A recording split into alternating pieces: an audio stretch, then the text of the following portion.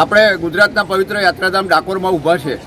ખરેખર ધન્યવાદ કરવા જોઈએ કે શહેર ભાજપ પ્રમુખ રાકેશભાઈ તંબોડીના પોતાની જ સરકાર હોય, પોતાના જ ધારાસભ્ય હોય, પરંતુ જ્યારે અધિકારીઓ કંઈ પણ ખોટું કરતા હોય ત્યારે પ્રજાના પ્રતિનિધિ તરીકે તેમણે આજે અવાજ ઉઠાવ્યો છે। તેમના અવાજનો રણકાર છે કે ડાકોરની અંદર ક્યાંય પણ પાણી નથી આવતું। કોઈ પણ જગ્યાએ પબ્લિકને પોતાના ઘરમાં તો શું, પોતાના ઘરની બહાર પણ પાણીનું ટીપું નથી મળતું। તેવા સમયે ચીફ ઓફિસર દ્વારા 35 લાખના ખર્ચે ડાકોરના વિકાસ માટે આવેલી ગ્રાન્ટમાંથી આ વોટર એટીએમ મૂકવામાં આવ્યા, પરંતુ જ્યારે કોઈના ઘરમાં પાણી ના આવતું હોય ત્યારે આ વોટર એટીએમમાં પાણી ન જ આવે, ચીફ ઓફિસર એક જ રટન રટી રહ્યા છે કે આ વોટર એટીએમ ચાલુ છે। કયું કારણ હશે, શું પરિસ્થિતિ હશે કે તેઓએ આ વોટર એટીએમની કંપની સાથે મિલાવટ તો નથી કરીને, જેથી કરીને ફક્ત ને ફક્ત તેના બચાવ માટે આ વોટર એટીએમ ચાલુ છે તેવો રણકાર રટી રહ્યા છે।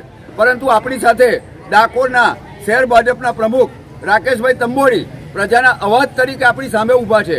કોઈ પણ પ્રકારના પદ પ્રતિષ્ઠાના મોહ વગર તેઓએ સરકારના આ અધિકારીઓની બાયો પકડી છે। ત્યારે વધુ વિગતો આપણે રાકેશભાઈ તંબોડી સાથેથી મેળવીશું। આજે ગુજરાત સરકાર દ્વારા જો આટલી બધી મુખ્યમંત્રી ભૂપેન્દ્રભાઈ પટેલ દ્વારા આટલી બધી ડાકોરની અંદર ગ્રાન્ટ આપવામાં આવતી હોય અને ડાકોરમાં આવતા યાત્રિકોને તકલીફ ના પડે એનું ધ્યાન રાખવામાં આવતું હોય તો અમુક અધિકારીઓ દ્વારા આ રીતનું જે ગ્રાન્ટનો દુરુપયોગ કરી અને વાપરવામાં આવે છે તો એ તદ્દન ખોટી વાત છે।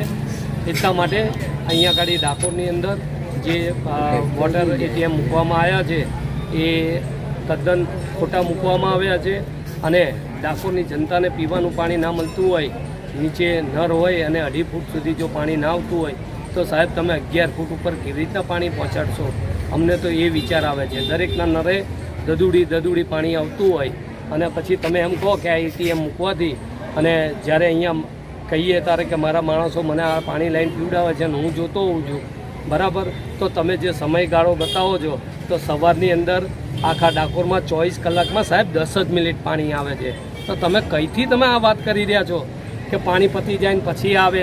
કઈ આવે છે ફરતી પાણી? ફરતી પાણી તો આવતું નથી। દિવસમાં 10 મિનિટ પાણી આવે છે।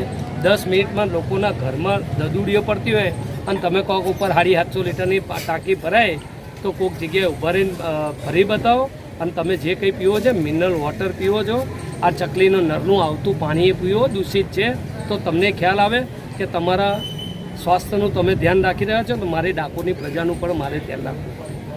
જેઓએ પ્રજાનો અવાજ બની અને આ સરકારની અંદર રજૂઆત કરી છે, હવે જોવું એ રહ્યું કે સરકારના પાણીદાર નેતાઓ દ્વારા, સરકારના પાણીદાર અધિકારીઓ દ્વારા ડાકોર નગરપાલિકાના ચીફ ઓફિસર સામે શું કાર્યવાહી થશે।